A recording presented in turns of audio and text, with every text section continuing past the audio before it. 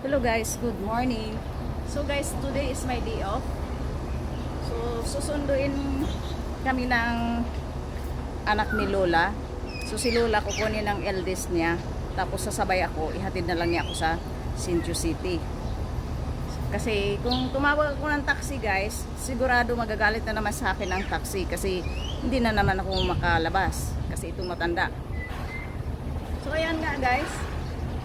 Sana magawa ko ang gusto kong gawin sa araw na to. At sana makapunta ako sa Jinshin Lake. Kasi I miss that place. So after the bank, I plan to go to Jinshin Lake and make some video, take some pictures. Sana kasi maganda nga hindi weekend kasi hindi maraming tao. Kasi pagka weekend guys, sobrang daming tao doon sa Jinshin Lake. Yan. Yeah, this is it.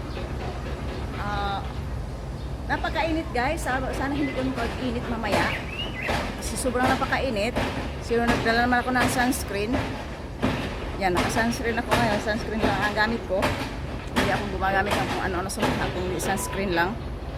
So, ayan. I'm sweating so much. Hindi pa nga ako nakalabas. Hindi pa nakapunta sa pupuntahan kong lugar.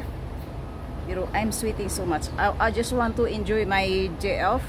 And yeah, hindi naman talaga enjoyable guys. Kasi yung dapat na kami meet ko, na magkita kami, ay hindi matuloy siya. So, mas enjoy sana kasi mangyayari sana yung gawin kong gusto kong gawin sa araw na ito, pero hindi mangyayari dahil hindi siya makipagkita sa akin. Kaya hindi mangyayari. May bagay lang na kinukuha ko sa kanya. Yun lang. So thank you so much for watching and please follow me. Thank you so much and I'll see you later.